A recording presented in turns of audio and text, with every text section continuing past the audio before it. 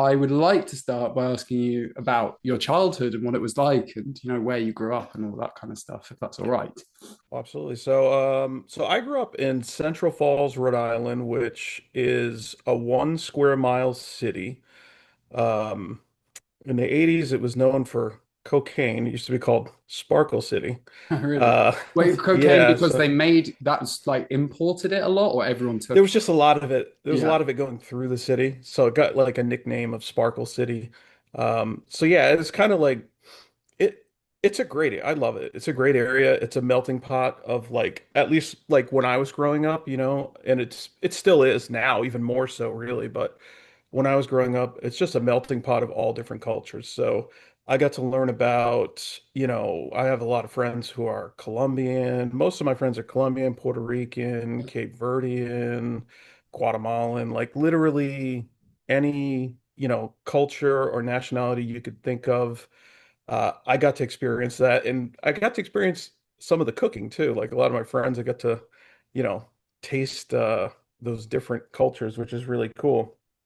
Um, and yeah, and I mean, you know, probably the city has a really cool old clock tower in the center of it too. Yeah. Um, but yeah, I mean, it's like I guess it's a pretty normal city. A little bit rough at times growing up, you know. Hmm. I bounced through a few different school systems. Um, but I think that actually like kind of helped me a little bit in my Mm. writing, like experiencing all these kind of, you know, di diverse cultures and also uh just like different being put into different situations. Like I actually didn't realize it until I wrote a introduction for the Slob collection Mm. where I was kind of talking about some of the inspiration for it. And when I was writing it, I realized that I went into three different school systems in a 3 year period Wow. from like I believe it was the fourth to sixth grade. Yeah. Um, so that was, you know, that was actually looking back on it, a great source of inspiration. Just experiencing all those different things and different people, Mm. And I think it also toughens you to some extent too, Yeah. because I was a Socially. pretty, yeah, yeah, I was definitely like, it's weird with me when I was a kid, I was kind of like a little outspoken early on, but Mm. then I feel like as I grew, I got more shy. And then towards the end of it, like when I was like, 11th, 12th grade, getting ready to go out into the world, it kind of swung back the other way again, and I became like more outspoken. So it's like this weird kind Yeah, of yeah. No, I get ebb it. and flow. Do you mind me asking why you changed schools so much? Well, so there's a school, actually St. Leo's is what I use. It was a Catholic school I went to for a couple years as a kid that was in Pawtucket. It's no longer there. There were some incidents where me and my brother kind of got into some altercations with nuns. Okay. I think one of the nuns like slapped my brother in the face too. And Shit. I got into like an argument with one of them. And then my mom was like, do you guys want to keep doing this? Like, you don't have to. And we were So she like, was yeah, on your side. we'll Your mum go. wasn't like a And then, rampant Catholic. She wasn't like your mum wasn't like get you out. no, Like you fu should be. funny. Yeah. No, no. No, no, funny enough. Not that we were like angels or anything. She knew we were like kind of, we had our own issues, but she also went to that school when she was a kid, and she knew some of the nuns that were there when she was a kid were there when were Yeah. there. So she like knew some of them were like jerks and shit. Um, so so that was one part of it. And then the second time was for my parents' divorce. Mm. And so I think that was around like 92 or 93 or something. And that's actually like a big topic. And that's actually a big inspiration for the second Playground book. It's called Yeah. Child of Divorce. Um, and I realized I explored a lot of elements that were important to me in the first Playground book as a child. Just like little things that you sort of went through or you saw people go through close to you. But one of the things I overlooked was that like divorce and like what a kid feels like at the age of about 7 or 8 years old when the family's kind of breaking apart. Yeah. Um, and people react to it different ways, you know. Some people it really can fuck with them. Other people they can kind of take it in stride and move past it. But regardless, it was something I really wanted to talk about in the chat. Obviously, that's why I named it the subtitle Child of Divorce. How did you respond to your parents' divorce? Did you take it in your stride, or was that the cause of you having to leave your school because you acted out as a consequence? Well, I think overall I took it in stride. Yeah, Of course there was like, you know, things where you get depressed. Like yeah, I had good parents though. I was very lucky. Like my yeah. mom, you know, she's an incredible woman. Uh, you know, me and my dad's relationship a little bit fractured, but uh before he passed away, you know, we were able to come back together That's and good. you know, kind of make things right. But yeah, my mom was incredible, is incredible, and you know, she helped me get through that, I think, and also my stepfather at the time too. That's another thing, right? The step parent Yeah, coming into the picture. So yeah. that's something I also explored in the book because I could remember the way I acted toward my stepfather in the beginning versus toward the end. You know what I mean? Like Yeah, yeah, yeah. it's very abrasive, and then to a point where like, wow, this man is like so important in my life, and you know, I Mm, love him, and so you know, and that's the thing. Like you could write extreme horror, bringing it to writing a little bit, like you could write extreme horror, uh, but you know, as many readers have said on like social apps and stuff, it becomes very boring if there's not like sort of something grounded that people can relate to in it, you know? And that's why I just think you know, I love going back and being a kid again and like thinking about that time when there wasn't so many mm. daunting issues and things to think about, if that makes sense. No, it does. And I think that especially with, let's call it extreme horror, splatterpunk, there is something quite childlike about it. There is something quite playful. And I think that it's immersive to the point that when people read it, the whole point is you forget about your problems, right? It's like it's overwhelming and it's totally just like, yeah, it's just a sensory overload. So I think that I can see where the playfulness of like that, you know, I'm not saying that it's immature, but there is something very kind of like it's like splashing around in a muddy puddle. You know, some of that kind Yeah. of stuff. It's very like raucous and kind of carefree in a way. That's how I see it. Anyway. Yeah, and I think you're right. You know, like some not all of it is immature. Maybe there's a some of it that's No, no, immature, you yeah, know. yeah, yeah. But you know what I mean? You can have well-written immature stuff or you can Definitely. have really poorly written immature Yeah. stuff, you know. Uh but but I get what you're saying too. Yeah, I think it's I like both of it, you know. No, Both yeah, and sides of I it don't. are I guess I don't. interesting. I mean, immature in like the best way, is in like I think the problem, like you said, those daunting things that come into your life, that loss of innocence and childhood. I mean, I think we're all kind of trying to get Yeah. back to that kind of like, wow, let's just go crazy. Which like your books are, they are a riot. Like they are just like let's go. And obviously there are some serious themes in there, but I think like you said that thing of bringing it back to like it's good to have heart in there as well. It's good to have things that ground it that people can relate to. So it's not just gore and kind of violence or whatever it is. And a plot ultimately, something for people to kind of like hang on to, which I think you do really well. I think your books do have like good plots and um, they're not just, you know, a window into some kind of like horrendous scenario and you just get kind of like this snapshot view of it and then it's like oh that was fun, let's go. Like you do have stories and you do have arcs. And I want to talk about like when you started writing and if you when you started writing, if you started writing horror at the beginning. Yes. I was always drawn to horror. I had what I call just a general morbid curiosity. Mm, Um, I was always interested. Well, at first, as a very young child, I was probably more like frightened by death. mm, I can remember just like learning about death and being like, I remember there was like a short period where I was just like, I'm gonna die someday. You yeah, know what I mean? And yeah, as a kid, you're just like, what the fuck, you know? yeah. This But sucks. then as it, yeah, it's like it's scary, you know? Yeah, Well, to some, I mean, to some kids, to me it was. I was Um, 22. Yeah, yeah. yeah, but then over time, I don't know, you just sort of you accept it like anything else. And then Mm. to me, it became a fascination of like, what does death mean? What comes next? And I'm sort of one of those people who believes, anything is possible. Mm. I'm not someone who's going to be like yay or nay or really have take a leap of faith, I guess. I'm just Yeah. sort of open to ideas, and I find it interesting to explore them. And I do that in some of my work. But going back to being a kid, I think the first actual like story that I wrote that was a horror story was in sixth grade. Um, and it was called House of Illusions. Mm. And it was a pretty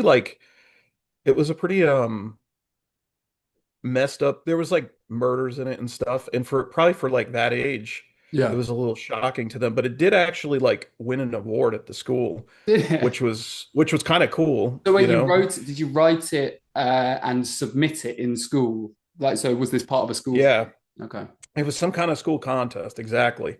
And then I wrote a separate story called Zombie Child, where a woman is impregnated after this guy murders her, and the baby comes out and tries to like hunt the guy down, kind of thing. How old were you when you Um, wrote that?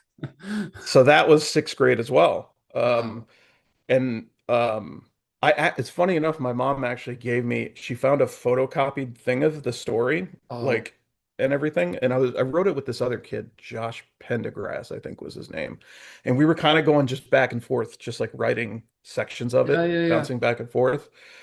And but anyway, so they found that in my pants, just like all the sheets of paper in my pants. They were not happy about that. I can remember my dad like he was fucking like pissed because Was he it's not it worried? was Was he worried for you? I don't know what he was, you know? Yeah. I don't know. I don't know. I think they yeah, I think it was worry. I think it's like, oh man, is this kid a fucking whack job? You know what I mean? Maybe potentially. But but Yeah. no, they obviously over time saw that it's just you know, whatever it was. It was just Yeah. imagination, but a Yeah. darker side of imagination. I wasn't like killing animals on the side or anything, you know what No, I mean? no. So, This wasn't forming part of a pattern. Like, do you know, right. do you remember, do you have like any sense of why, apart from the morbid kind of fascination, which I think a lot of people have, whether they acknowledge it or not, and some people kind of like, get scared out of it, but like it's quite normal, I think, to kind of have these things. Do you remember like because these stories that they sound, especially the zombie one, there's something quite deep about that. Like it's not something which I think would, I mean, no, naturally comes up in like imagination and stuff. But do you remember why, like particularly something like that, which is quite disturbing, like quite graphic? Why that was the thing that you were drawn to? Because I mean, just to clarify, like there are scary stories, right? There are fairy stories, and there's the bad Yeah. character, but like, and it's continued throughout your work. Obviously, it's like that kind of quite upfront brutality. Like, what were your influences around when you were writing this stuff? That's the weird part. I don't think at that time that there was any like Yeah, wow. major extreme influence. Maybe like I know my uncle Paul did show me like The Stepfather 3 Yeah. and Pet Cemetery like movies Mm, when I was pretty young. yeah. It's hard for me to pinpoint. I don't know if it No, was no, of before course. that. Yeah. But it could have been that because I'm trying to think of like any stuff like media that I would have consumed, and I'm not sure. I mean, I was playing some pretty violent video games. I remember like Yeah. Doom around that time was a really Yes. big, like the OG Doom, Yeah, you yeah, know. yeah. So yeah, so there was like, you know, an idea of some violent stuff, but I wasn't like reading like adult literature or anything No. like that. Um, so yeah, it is kind of odd that that happened, but interestingly enough, it's funny because like years later, I was watching, I was probably like 20 or 21, and I was watching some kind of anthology horror film Yeah. where it's just like several stories. I can't even remember what the name of the film was, but then in the movie, that's literally a plot point in it, Yeah. where the guy bangs a dead corpse of a girl, and the zombie baby comes to kill him. And I'm like, holy shit. I was like, that was my idea, Yeah. like like many years ago. Yeah, yeah, yeah. And I hadn't really like written much, like very sparsely. I was mostly writing like music. Yeah, yeah, It was very dark music though. yeah. It was kind of like horror music essentially. Yeah, yeah, yeah. But uh but yeah, I remember having kind of an aha moment there, like, oh, maybe that was a good idea, So it was you know? validation. You kind of Yeah, it was a felt weird like, validation. yeah, Yeah. no, I get that. And I think it's usually kind of what happens, especially with a lot of the writers that I've spoken to, is like you kind of, when you're a child, you write, and then there's a kind of a fallow period when you're a teenager and you grow up and like you don't want to be indoors, like writing, like you're out messing around and whatever. And Right. then you kind of like reconnect with it some way. So was that your, yeah, that aha moment? Did that kind of make you go, or can you pinpoint, you can go, oh, after that, I actually started picking it up again and thinking, oh, I could do this. After that, I know I did write a story after that. I believe it was called The Nameless. And it was like about, I don't even think I finished the story. Yeah. But it was about a guy who picks up a girl at a porno store. She's very eager to hang out with him, oddly. Yeah. Um, and then she's like, yeah, we'll go to my house or whatever. And they keep driving, and the radio starts fading out. Now you're getting into like Yeah. a Yeah. dead zone. And then she brings him inside, gives him something to drink, and like cracks him in the face with a hammer. And like I remember I had like this thing of like a nose bone sticking out through his eye and like he could see it. Uh and then she brings her mom out, and her mom's like this wormy kind of woman, and like she just like ties him to the bed and has her mom fuck him. And I'm just like, I don't know where it was going or anything. It's just an old story that I started. Yeah. Yeah. And and then again, like I probably stopped finishing that story, Yeah. uh Yeah. and went on to like continue to uh, you know, do like write songs and stuff like that. It took me a while, I went Mm, through until I became more serious was probably in my early 30s. yeah. Because I found I was still reading books even like I went through this whole music period that was over a decade, Yeah. Yeah. drugs partying Of course. nonstop, Of course. Yeah. Yeah. and and then you get a little bit older, and I kind of like found this kid that I worked with. And at the time, I was reading this book, How Not to Write a Screenplay. I was trying to Yeah. write a screenplay. And I found this kid that was great. He's very interested in writing screenplays. We wrote a couple screenplays together. Um, but he was more into like drama. And I was like dragging him down this really dark fucking path. And like the collaborations we were doing, I could tell it was like, this isn't what Joe wants to do. Yeah. You know what Yeah. I Yeah. mean? Like And Joe then wants the to write, nose bone comes out the eye. yeah, Joe wants to write a movie about a hockey guy who's sad. You know what I mean? Like, and I want to write, something extremely graphic. Yeah. And so we ended up kind of parting ways. And it was sometime after that that I started doing a podcast, Yeah. and I had an idea on this podcast where I would remember, I don't know, you're kind of young, so you might not remember this, but there was a show called Fact or Fiction. Um, Yeah. Rings a it's bell. called Beyond Belief, and like you'd have to choose, like they'd show you four stories, and you got to be like, well, that one's true, that one's not, and then they'd Oh, yeah. reveal it. Yeah. Yeah. Yeah. Yeah. Yeah. Uh, and so like I did that in a podcast form. I was gonna Mm, do like I did a few episodes of it, and it was like basically like doing an audiobook with acting and shit like that. And then the podcast people would vote if they thought it was real or not, and we'd reveal it the following week or whatever. well, that's cool. Um, and I did about four of those.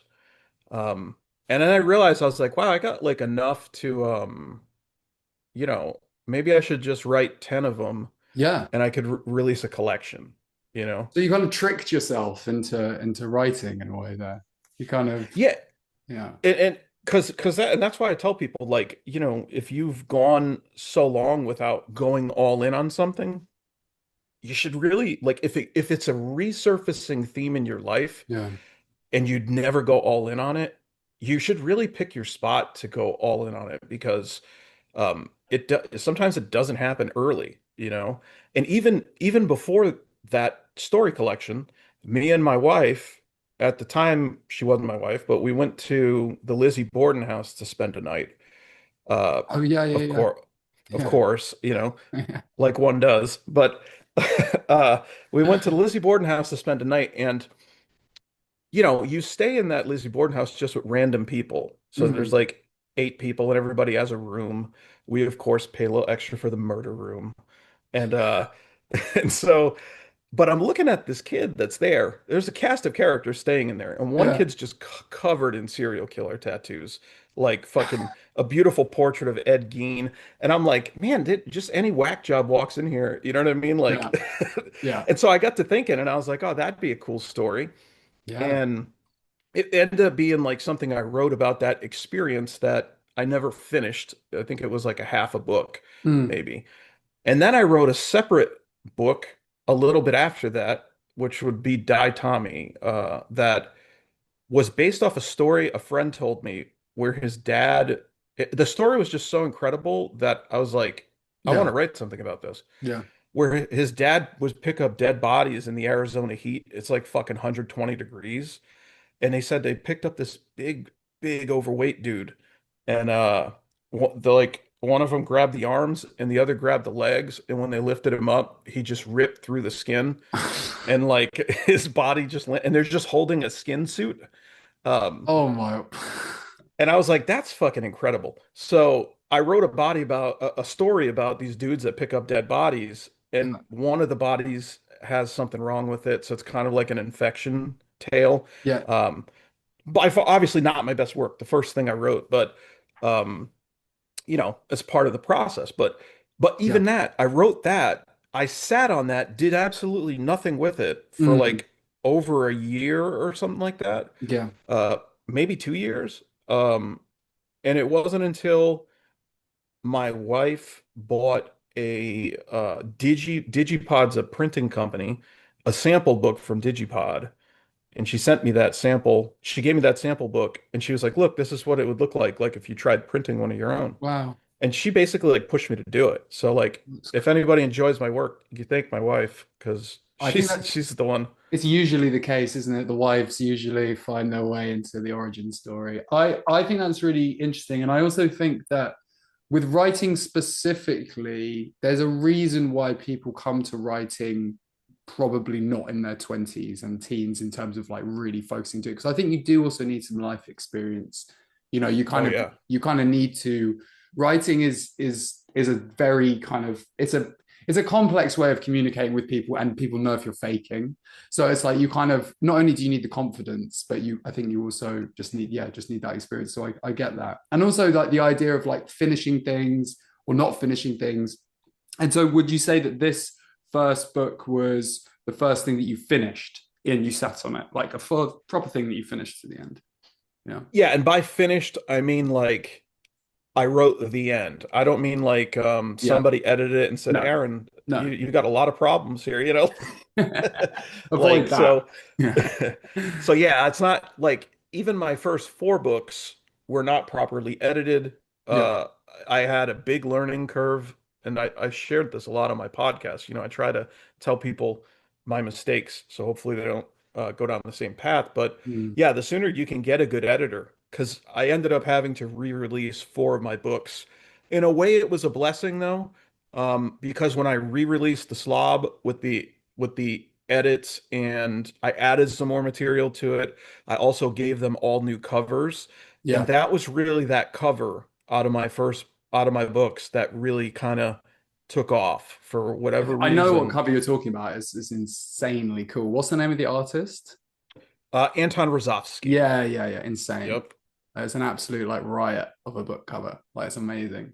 Yeah, so I was very fortunate with that. And in a Yeah. weird way, my fuck up spelled my success. So it's Yeah. kind of weird to tell people like, don't do it, but I don't know if that would happen for everyone, I think no, It's but I probably think that's the thing is I think that well, first the editor, it's like there's a resources thing if you're paying someone, but also like who do I ask, where do I find them? But I think you're right. You probably all writers end up finding out that it's good to have an editor, right? It's like it's good to yeah. have objectivity as well, and it's not Right.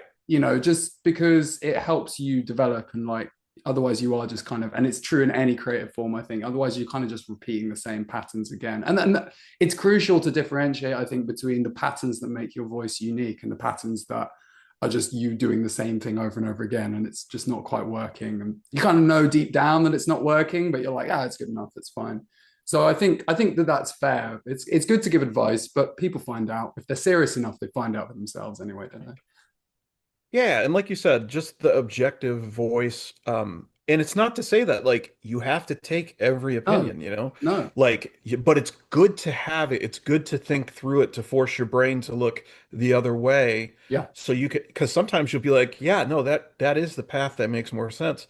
Other times, you could be like, well, I don't, I don't really agree with that, but you know what? I can tweak it maybe slightly. yeah. Or sometimes you just be like, that's just not the vision I had, but at least I thought through it. And Yeah, you don't yeah, go with it.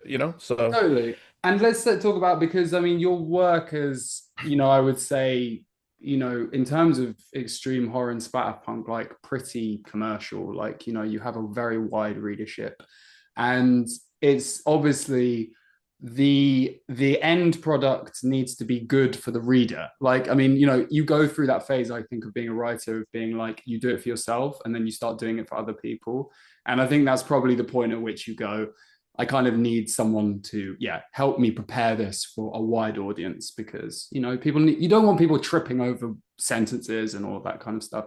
So tell me about when it kind of all started getting quite serious for you, like in terms of maybe the first time you kind of realized, oh, people actually like reading what I'm writing. What was that like moment like?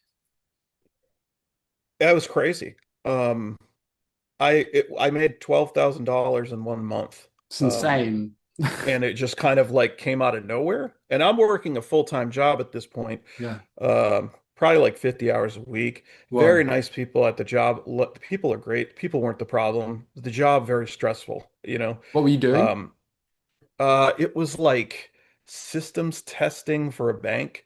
Yeah, yeah, that's So like, intense. Yeah. yeah, there's really like strict timelines and like they need to get tests run and Yeah, yeah, defects and yeah, yeah. bugs fixed quickly. Yeah. So they were long weekends, but I was doing this simultaneously. Like, and I Mm. was going fucking hard. I looked at my release schedule and I think there was one early year that I had where I released like 7 books or something That's mad. in a year, dude. And I'm working 50-hour. That's what I'm saying. Like, Yeah. if like the switch flips and you like want this shit, you know what I mean? Like, No, no, totally. that's Yeah. that's like where it can take you. It's also the cost of it. Um, Yeah.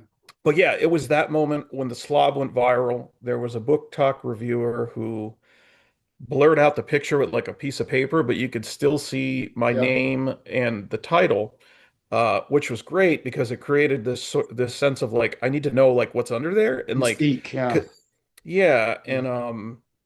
and the great part was like he also said he's like I can't like faithfully recommend this book to you. So it was like a non-recommend on the book on his list of most disturbing books. Yeah. And I was like, that really like got a lot of intrigue from people. I was doing very well even before that. I was Yeah. starting to like, I it took me about I tell people it took me honestly like about 7 or 8 book releases to Mm. really get any kind of Hit your traction. stride. Yeah. But And it I was wasn't saddened by it.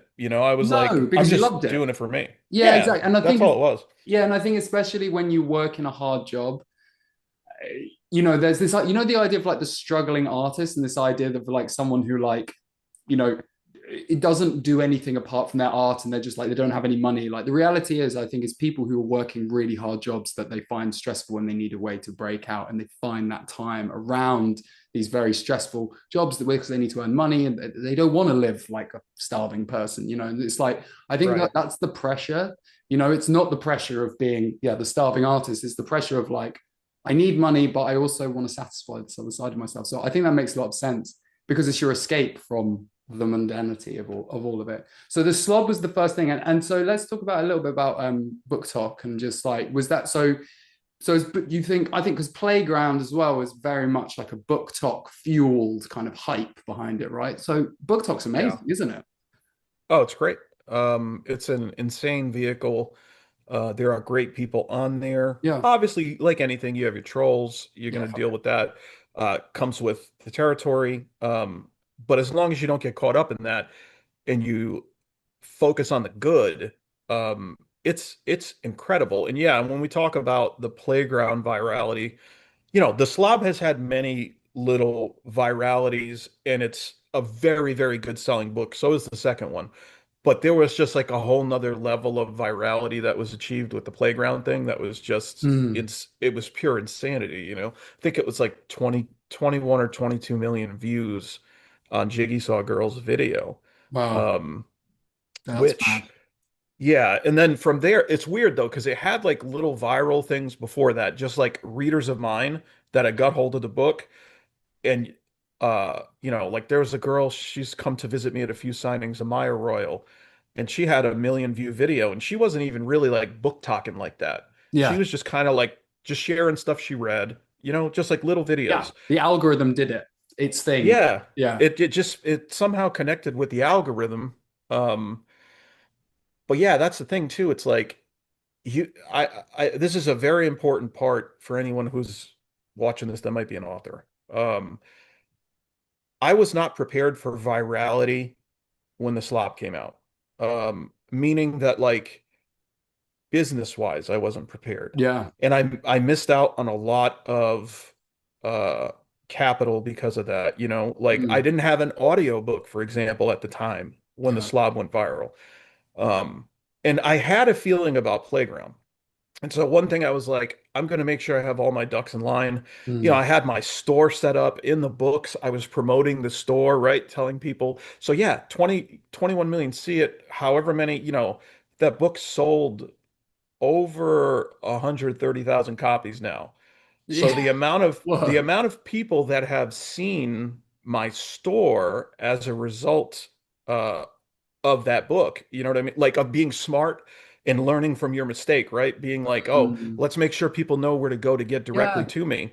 Yeah. That's so important in books. It is, it is, and I think though it's also probably important to say that it's like from your first release, you don't necessarily have to have everything sorted out because it is Of you course, yeah. can't take on all of that responsibility, and also it takes a lot of time. So it's like, obviously you built up your kind of business acumen. You kind of realize if I'm not doing an audiobook, then I'm cutting out the market. Like I can make money that way. And also some people don't like reading. Some people find it easier to listen to stuff.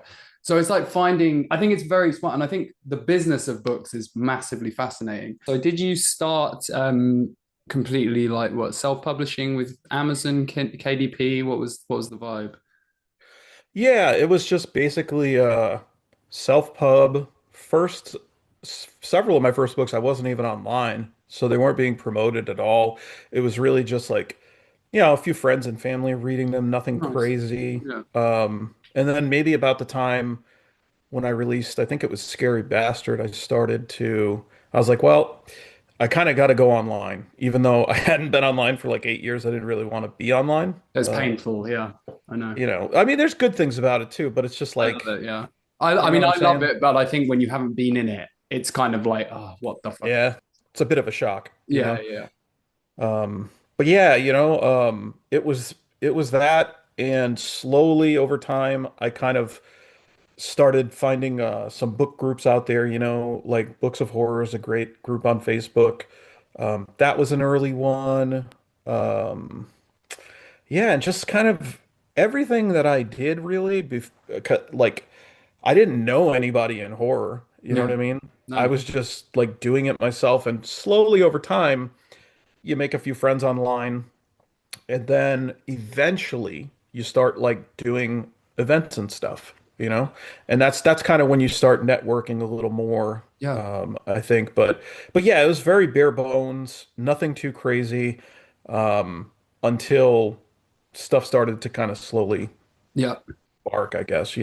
So what's your setup now? Do you work with an independent press? I mean, you must have worked with independent presses here and there, like anthology Yeah. stuff like that. But do you kind of own all of the rights of the releases that you put out now? Yes. That's great. Uh, I'm a big advocate of that. Yeah.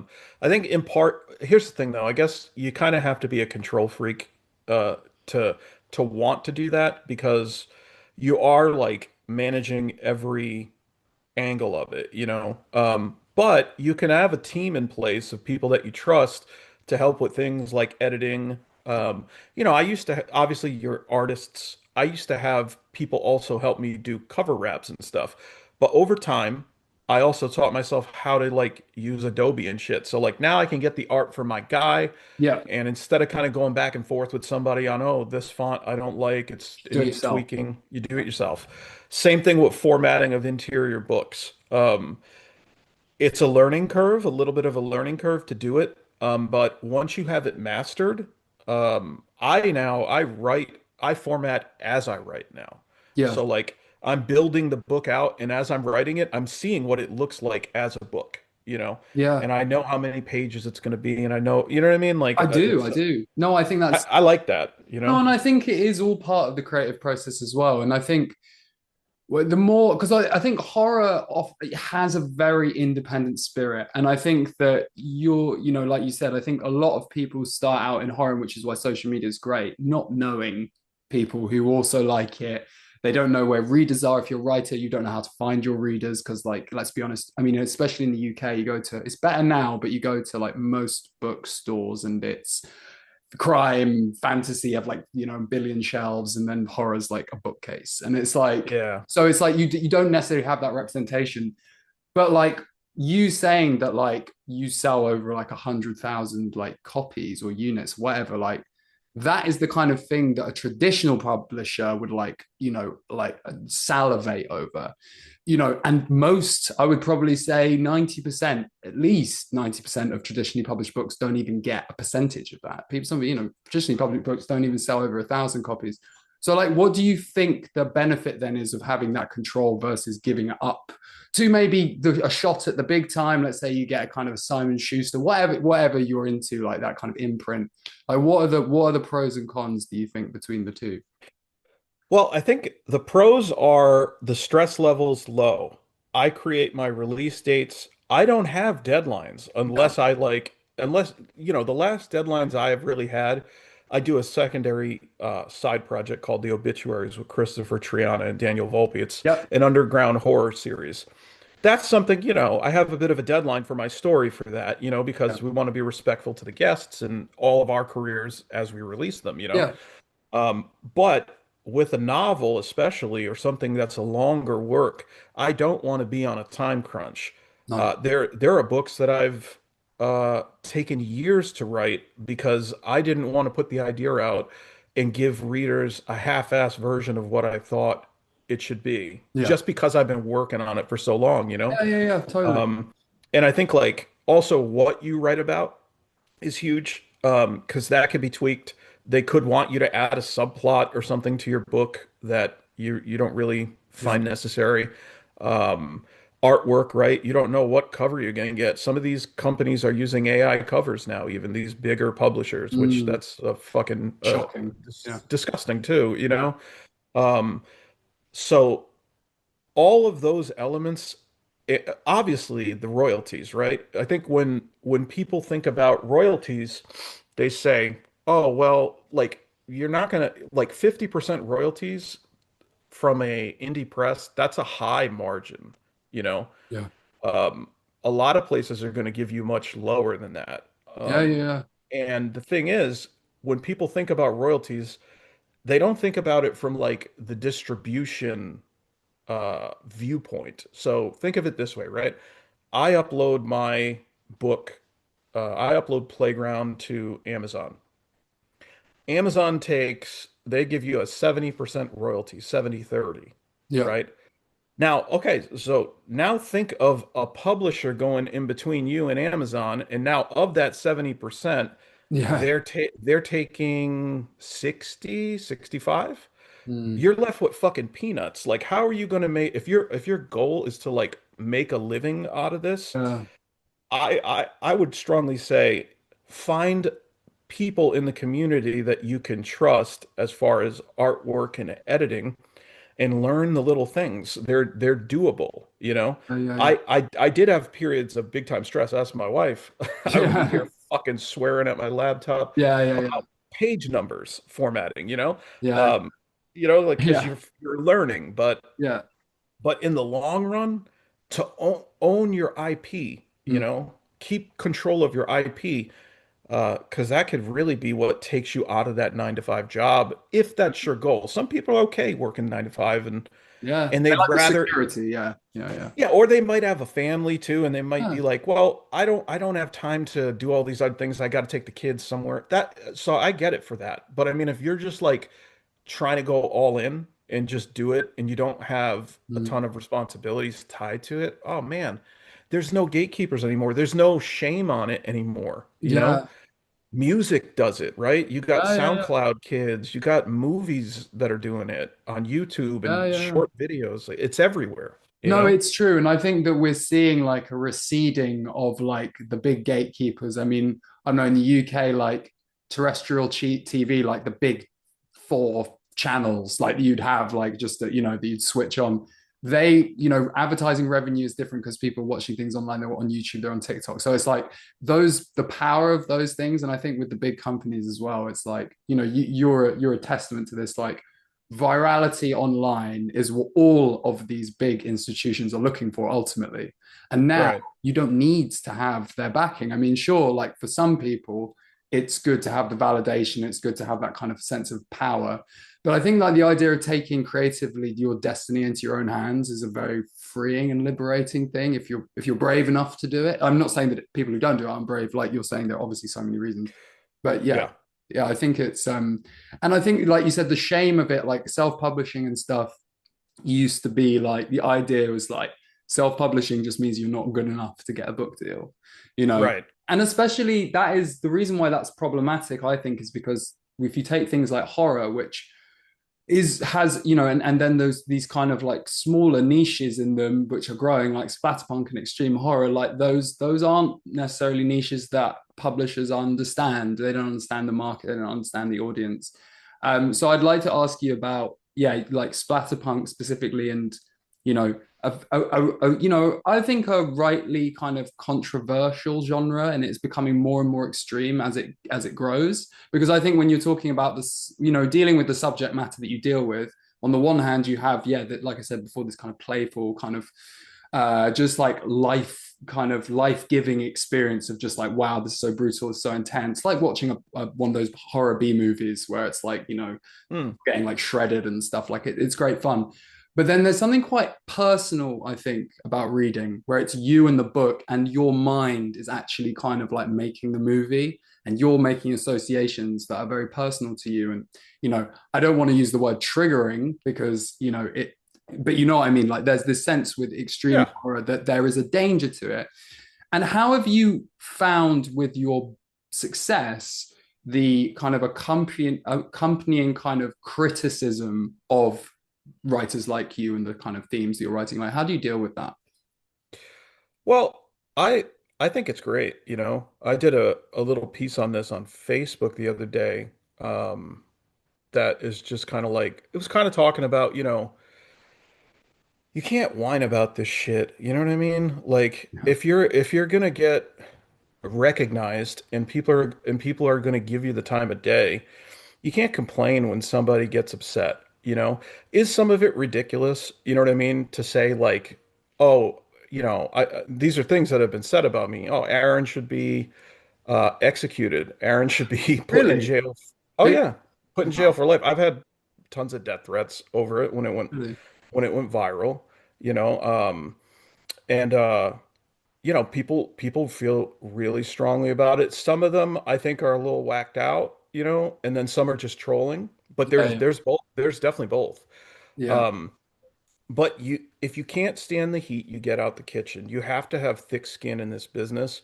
When I see people crying about, uh, somebody gave them a 3-star review and they didn't explain why it wasn't a 5-star. To me, it's go Yeah, fuck yourself. Go yeah, yeah, fuck yourself. yeah, Because the readers and the reviewers, they are not entitled to give you anything, zero. You yeah. should be grateful that they're Yeah. picking up your book and reading it, Yeah. Or even going Um, online or wherever they're reviewing it and clicking the stars. I mean, that's a whole other exactly. level. Yeah. That's huge. The Yeah. starring is huge. Yeah. And as far as the criticism goes, how do you deal with it? I've I've been through some very difficult things in my life, and Yeah. some of that comes out of my work. Some true horror, some real Yeah. life horror, Yeah. like things that make my books seem, Yeah. it sounds ridiculous in comparison to some of the books. But so for someone to attack me on the internet, it just rolls off, dude. Like Yeah. Yeah. Yeah. it's literally nothing. It's like throwing a fucking peanut against my shoulder or something. It's not, Yeah. and I'm not saying everybody has to be like that or everyone's experienced what I have, but I think if you're looking for success in writing incendiary literature, Yeah. you have to kind of be ready for that. And Definitely. I like some of the bad reviews are great. Some of them are great. Some of them sell They work. books, They you work for know? you. Yeah. Exactly. Yeah. No, So I know. I get that, and I know. Obviously, I don't want you to. You don't definitely don't need to tell me about these kind of horrible things that have happened to you. But I think that's something that probably people miss about extreme horror, or critics of extreme horror miss, is that for writers and for readers, it's quite a good way of exploring in a therapeutic way. Like, I'm sorry, my dog's messing around. Therapeutic kind of way of dealing with very difficult feelings. And some people would go, well, why, how could, something that's really graphic and obscene kind of be good for you? Surely it's traumatizing. But what do you think about that? Like this idea of like using your writing or reading extreme horror and stuff like that to process these difficult feelings? I think it's huge, and I think it's like when anyone goes, "Oh, the people who read this Yeah. are sick, they're freaks, they're not part of society." Yeah. Um, that is most likely a person that hasn't dealt with any real struggle, Yeah. potentially, like at least to the level of, and I'm not saying some people just read this stuff for fun too. There's nothing Yeah. wrong with that either. I know. But to your point, I've interacted with a large subset of people um, who have been through some awful things. Some of them that have shared these things with me personally and said, "Hey, your book got me through this." Yeah.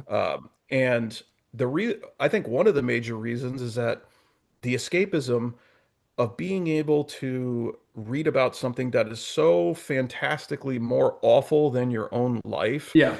helps you somehow palate maybe some of the things that you've gone through and distract you slightly, At least that's what No, people have told me, no, I agree. I agree with you. I think I hear it all the time as well. I think that it's like that idea of a lot of people who read horror weirdly are can be quite anxious people as well. And it's like you kind of go, well, why would an anxious person want to read something that could be potentially quite traumatic and stuff? But it's actually like this process of anxious people want to worry as well. Like it's just part of your brain. And so when you kind of give like this a book or a movie or whatever, it allows you to exercise that anxiety in a way that isn't about yourself. Like so you're still like using it, but Right. you're not like necessarily engaging. And the book finishes and it's like you can put down the book. It's not your life. Like, if you don't like it, with the triggering stuff, like, if it's not for you, that you put it down, like no one's like forcing you to read it, so Yeah, and going back to your point of like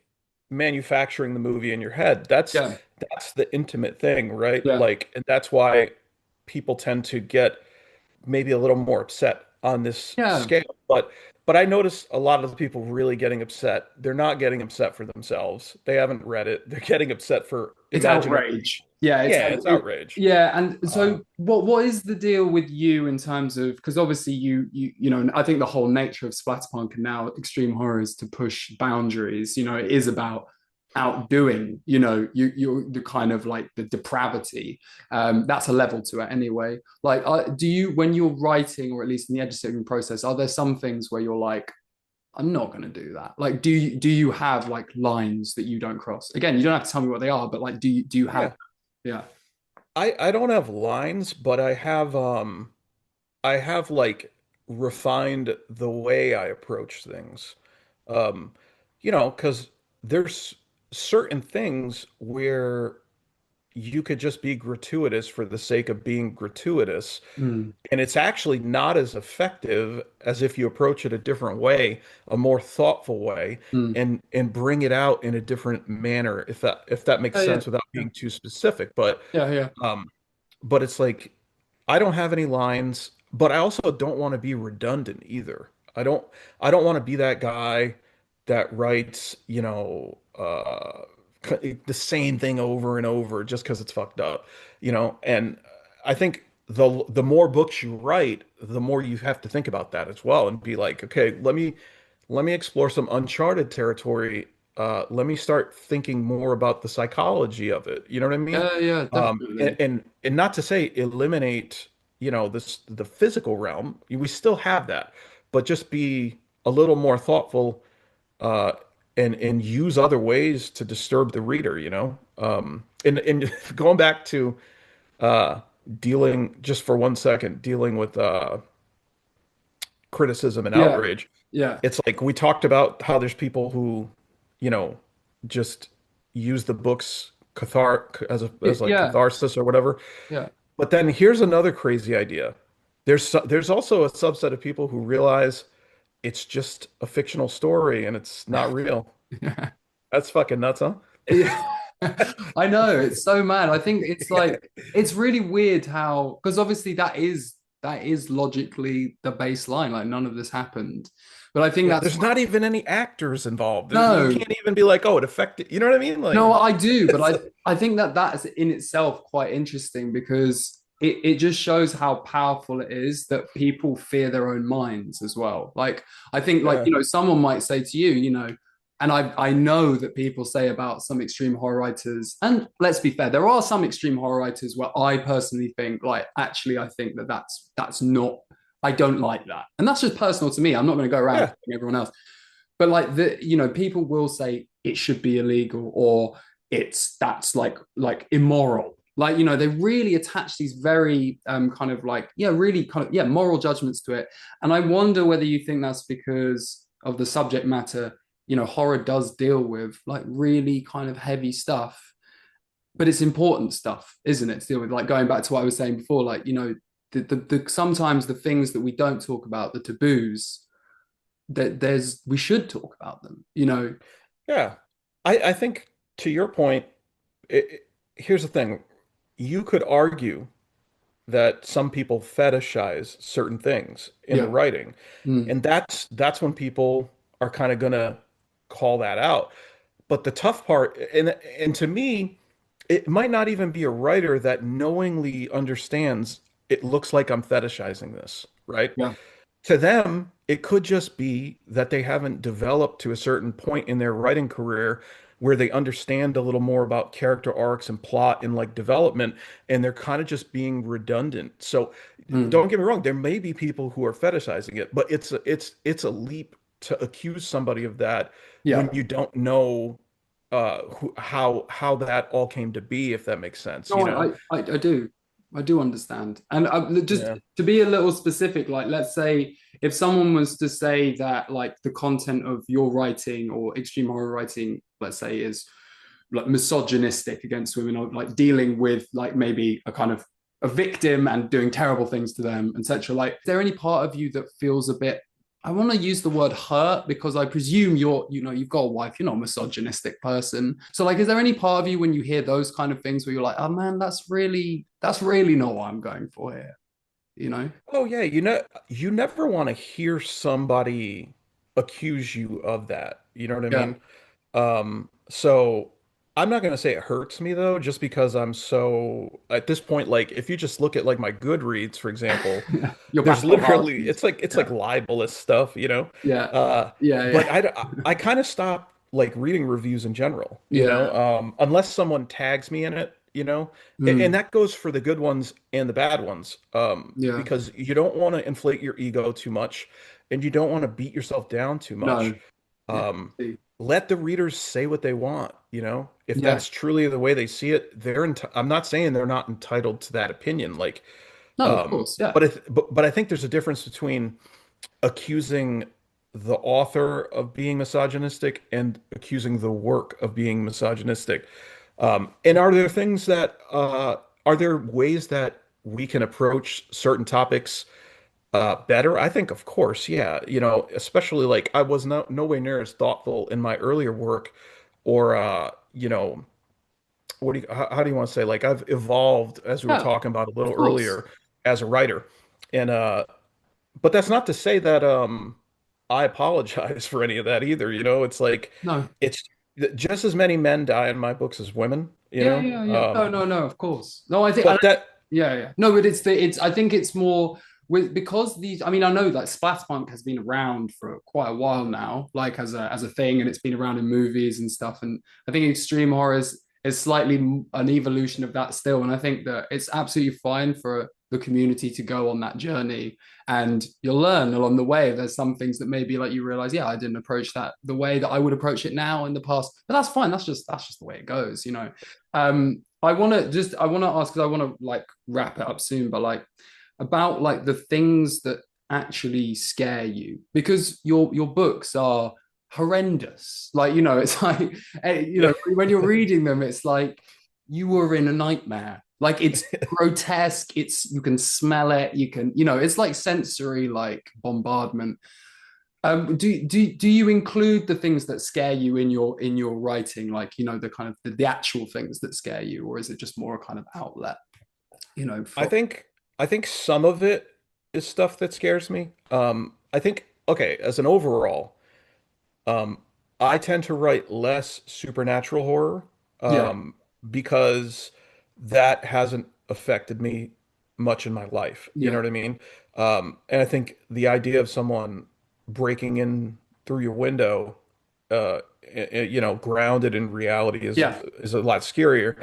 Um, However, I strangely find religious horror movies to be really scary, for mm, some reason. Something about them, I don't know. It's not that I'm an overly religious person or anything. no, It just some weird, inexplicable thing. yeah, Um, but yeah, I would say like I would say that is probably it's like the grounded stuff. yeah, But there's one thing that actually that I think is probably one of the scariest things that people can relate to that I've yet to really broach in writing that I want to. And it is just like the idea of aging. yeah, yeah, yeah, The idea that your mind, you at some point indefinitely, you will not be in control of your mind or your body at some point, and yeah, that will be someone else's responsibility. And to me, that is a truly scary thing because everyone faces that, and it's a mm, long road to get to it, you know? yeah, And well, for some, obviously, uh, but yeah, I think that's and to go along with that is obviously this is kind of a classic one, but the fear of the unknown is great, you know? yeah, yeah, Uh, Fear of the unknown.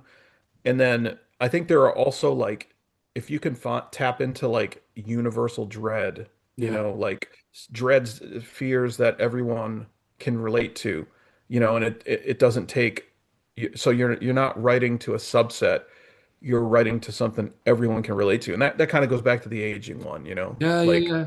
No, I've read a few dementia horror novels, which are because obviously it's the classic kind of descent into madness, not a very nice way of describing dementia, but I mean it is a similar thing, and it's very and it's something that affects people because we're living longer, and it's inevitable. The longer you live, like you said, your mind is going to fail you, and dementia and losing your identity is horrendous. I mean, it's like it's oh genuinely yeah. profoundly scary. And I think that, like you said, when you're talking about the unknown and the religious horror, there's a lot of symbolism in religious horror of good and evil, things that like we all grapple with. You know, it's not you know something kind of grotesque or like you know body horror, even though that the mind is body horror. But I think it's these things of like yeah, these universal themes. And like, would you ever consider? Because obviously your books are you know, yeah, they're extreme and stuff. Would you ever like consider writing like a classic, you know, a classic down the middle kind of, you know, horror book? Like, you know, I'm not expecting you to say yes or no, but have you ever thought about it? Um, I don't, I just get ideas and Yeah, I sort of just like run with whatever idea it is that I get. I think some can be more traditional than others. There is an idea for a book that like if I was to do like a mainstream book with yeah, like a Simon and Schuster or something like that, yeah. not saying that I would even entertain that, No, or that they would entertain me. they Um, might but entertain the money. You never know. yeah, you never know. But I would say like there is one story that I haven't really announced yet, because it's like it's in the early Yeah, stages, yeah. but it's just a very broad and strange idea that Mm, I think like when people hear it, they'll get it, yeah. and it's like it's just so basic, yet it hasn't been done, and it's just like right in front of you, and it's like you're gonna want to like know it, you know what I That mean, sounds or like know what it's gold. about. That sounds like gold because I like like Nick Roberts did that his book like The Exorcist House. I really like Yeah, books Nick's a where great it's like guy. it tells you what it is, and you look at it and you're like, I know what this book is, and it's going to be about an exorcist house. Like, and I already kind of know the territory, and so it's kind of like for me, like with horror movies, like the Conjuring franchise and stuff like that, or Sure. horror movies where you're just like, this is just comfy. Like, this is my comfy horror. Like, I can just get it. So I do think that there is a place for that because extreme horror, I think ultimately the bottleneck, weirdly, is people's imagination before they read it. A lot of people will go, I don't know whether I can read that. It's going to be too much. But that's the only bottleneck. It's not, mainstream or kind of these more traditional, like universal ideas that it lets everyone in. And I mean, you've done very well to kind of manage the bottleneck, but I think I'm sure people would be interested to see what your take was on something a bit broader. Yeah. Yeah, I think I have maybe a couple stories that are kind of broad, but there's always like that one moment, where somebody eats poop or something, you or just he drinks his own piss, like you can't help yourself, but I think that that's your DNA, and I think that's like as I've heard, like this is what you've been doing since you were a child, and it's like that's what makes you the writer that people want to read. So it's like no suggestion of like, yeah, dumb yourself down or anything. I think there should be horror that appeals to everyone, but then also has that DNA and very kind of hardcore element of who you are. So final questions I want to just ask like quickly, like what are you reading right now? I want to take a look at Nick Roberts' Mean Spirited. He offered me an arc of that a while ago, and I didn't get a chance to read it. I was supposed to blurb it for him. I feel really bad about it. I did No, not get a chance to. so busy. Um, Everyone's busy. but he's fucking popular enough. So, Yeah, no, he's fine. I think he's going to be I fine. think he's gonna be all right, Yeah, yeah. No, he's But great. no, he's great though. He's a great guy, and he's a cool dude. I've got to meet him a few times at some cons and stuff, and his family's really nice too. So He's a legend. I really like it. I think he's got just like perfect, and he's got a great story as well. His personal story. Like I think I don't know. He's just got that. He's just got it made as a guy that you want to know and you want to like and you want to read. And I think you've got that vibe as well. Except obviously Nick Roberts isn't writing kind of the kind of stuff that you are writing, but that's what's so great about horror is it's a broad church and all people are welcome. Um, yeah, oh yeah, for like sure, for dude. me, it's like the metal community. I like metal, and it's one of the few things I think horror and metal and things like that you can actually call it a community, like in a way that you don't call other things a community. Like it's like there's an Yeah. level of acceptance, I think. So you're gonna try and read Mean Spirited, which is a very good book. I really enjoyed it. What you said you still make music? For Not fun? really. I made a song when Playground dropped. I think I listened to that. So is it Yeah, kind of like hip hop inspired slightly, kind of like that kind of horror hip hop vibe? Is that what it is? some of it was like that. I was in a band, like a full-on band, kind of a Rage Against the Machine sort of Vibes. sound. It kind of had that vibe to it. Um, but yeah, later on in my career, I could once in a while I'll make a song now. At one point, I was like, oh, I'm gonna try and make a song for each book. A But concept, a that concept song. Yeah. Yeah, but then I was just like, man, there's so much work into Yeah. like doing a release and everything. I was just like, I don't think I can do it. Yeah, yeah. But Um, maybe at some point. So what kind of stuff do you listen to? Are you a kind of like all kinds of stuff or you have a specific thing?